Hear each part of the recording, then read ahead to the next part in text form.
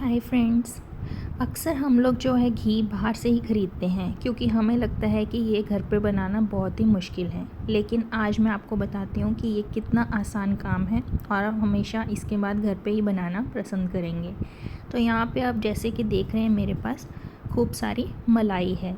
इसे मैंने फ्रिज में 10 दिन के लिए इकट्ठा किया है। ये बिल्कुल भी खट्टी नहीं है और आप चाहे तो इसको फ्रीज़र में रख के इकट्ठा कर सकते हैं 10 दिन 15 दिन के लिए और एक साथ ही घी बना सकते हैं। तो जैसे कि आप देख रहे हैं मैंने यहाँ पे एक पतीला लिया है, उसके अंदर जो है सारी की सारी मलाई मैं ट्रांसफ़र कर रही हूँ। तो पतीला आपको थोड़ा बड़ा लेना है, आप चाहे कोई भी बर्तन ले सकते हैं आप यहाँ पे, बड़ा लेना है लेकिन थोड़ा आपको, जो ताकि हम जब घी बनाएं तो वो बाहर नहीं निकले घी बनाते वक्त। तो देख सकते हैं आप, मैंने सारी की सारी मलाई जो है इसके अंदर डाल दी है। क्वांटिटी कितनी भी हो मलाई की, लेकिन प्रोसेस आपको यही फॉलो करना है जो मैं आज आपको दिखा रही हूँ। तो यहाँ पे सारी की सारी मलाई निकालने के बाद अब मैंने यहाँ पे हैंड ब्लेंडर लिया है। तो हैंड ब्लेंडर की हेल्प से हम जो है इसको बीट करेंगे।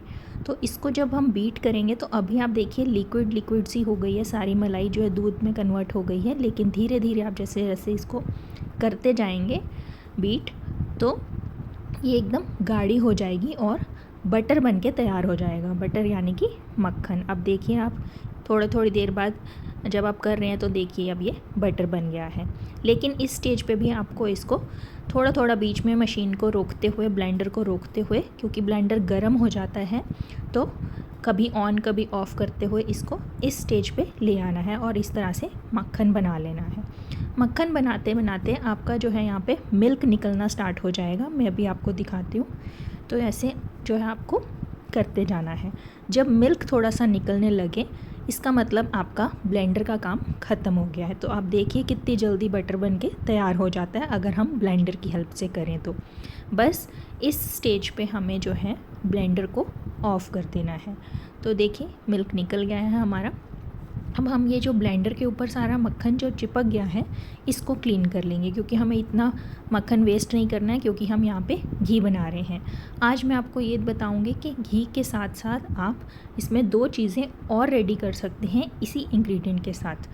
तो इसी तरह से अगर आप मलाई इकट्ठी करें घर पे तो बहुत ही आसानी से आप 3 चीज़ें एक साथ बना के रेडी कर सकते हैं। अब देखिए मैंने सारी ब्लेंडर से जो है मक्खन उतार लिया और गर्म पानी में मशीन को एकदम जो है डाल दिया है, ताकि हमारा सारा जो बटर जो है वो उतर जाए और मशीन एकदम क्लीन हो जाए। तो मैंने यहाँ पे बीच में आपको क्लीनिंग टिप भी दे दी है कि कैसे आप जो है अपनी मशीन को क्लीन कर सकते हैं। तो बिल्कुल भी आपको वरी करने की ज़रूरत नहीं कि इतना काम बढ़ जाएगा, बिल्कुल भी नहीं बढ़ेगा। तो ऐसे अभी आपने इसको हाथ से जो है आटे की तरह गूंदना है। जब आप आटे की तरह गूंदेंगे तो ये जो सारा मिल्क है इसमें से जितना भी वो सेपरेट हो जाएगा। ऐसे हम क्यों बना रहे हैं, ताकि घर में बिल्कुल भी बनाते वक्त स्मेल ना आए और आपका जो है घी बहुत जल्दी बन के तैयार हो जाए। अगर आप ये सारा मिल्क सेपरेट कर देंगे तो घी बहुत जल्दी बन के तैयार हो जाएगा और घर में बिल्कुल पता भी नहीं चलेगा कि घी बन के रेडी हुआ है।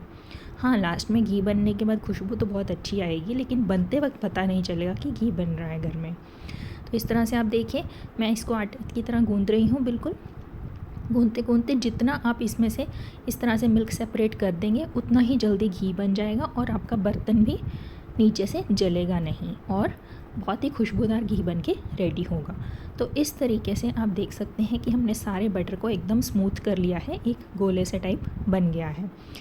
तो इस तरह से देखिए मैंने जितना भी इसमें दूध निकला था वो हम सेपरेट कर देंगे। तो अब इस मक्खन को हम गर्म होने के लिए रख देंगे इसी बर्तन में। देखिए हमने कोई ज़्यादा बर्तन नहीं ख़राब किए, हाथ देखिए मेरा एकदम क्लीन हो गया है।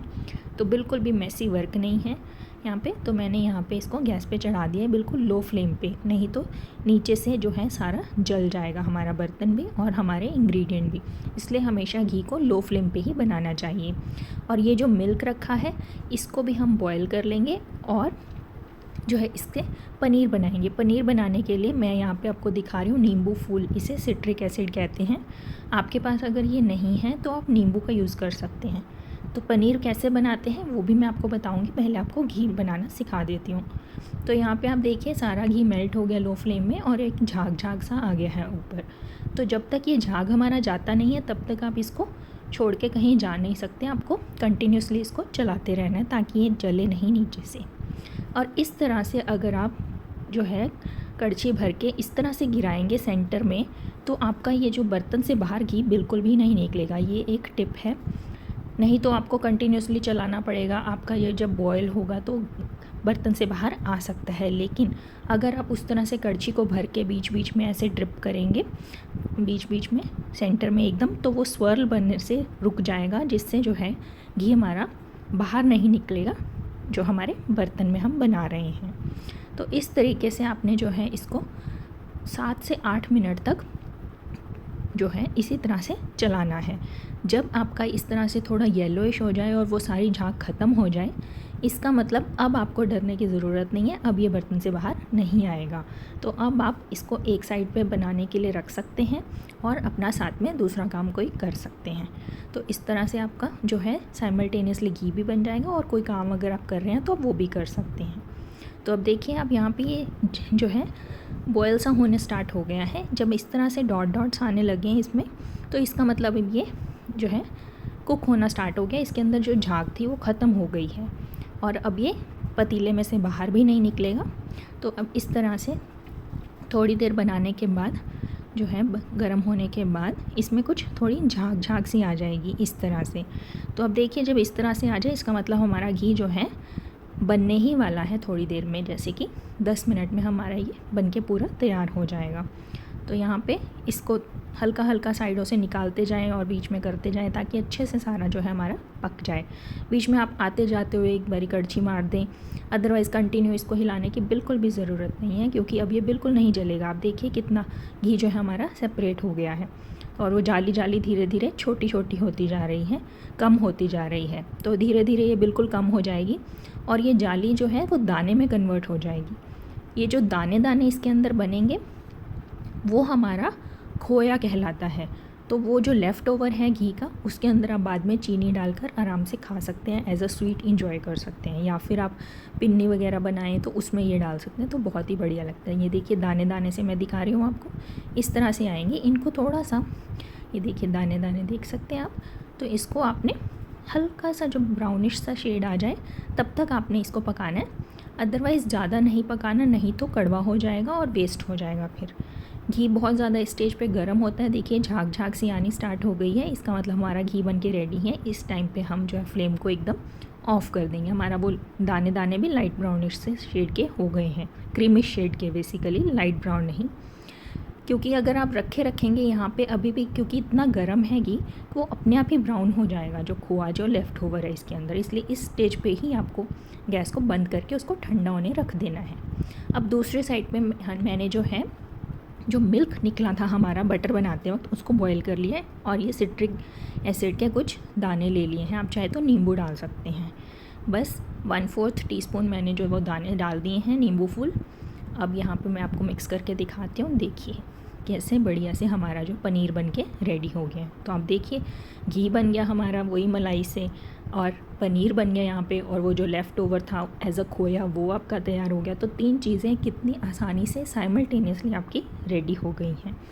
बिल्कुल भी आपको अलग अलग काम करने की ज़रूरत नहीं। एक साइड पे आपने घी रखा, उसी में लेफ़्ट ओवर भी रेडी हो गया, दूसरी साइड आपने इसको रखा, तो वहीं पे हमारा पनीर रेडी हो गया। तो स्ट्रेनर से अब हम इसको छान लेंगे तो पनीर सेपरेट हो जाएगा और ये सारा पानी हम जो है डिस्कार्ड कर देंगे।